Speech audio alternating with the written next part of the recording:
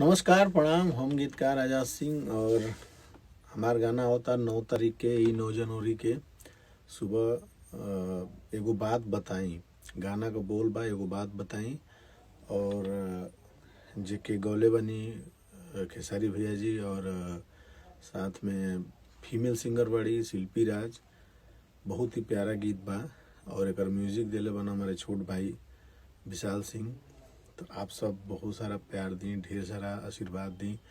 और ये गाना का वीडियो आप सबके मिली पीपा म्यूजिक भोजपुरी पर।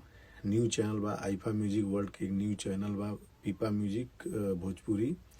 तो आप वो सब चैनल के अभी से सब्सक्राइब कर ली ताकि 9 तारीख के आप सबके वो गाना देखे के मिले, आसानी से आप सबके नोटिफिकेशन मिल जाओ।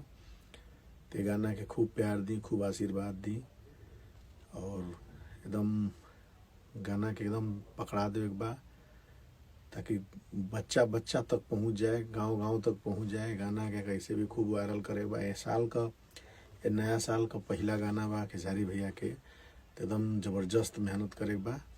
आप सबके धन्यवाद।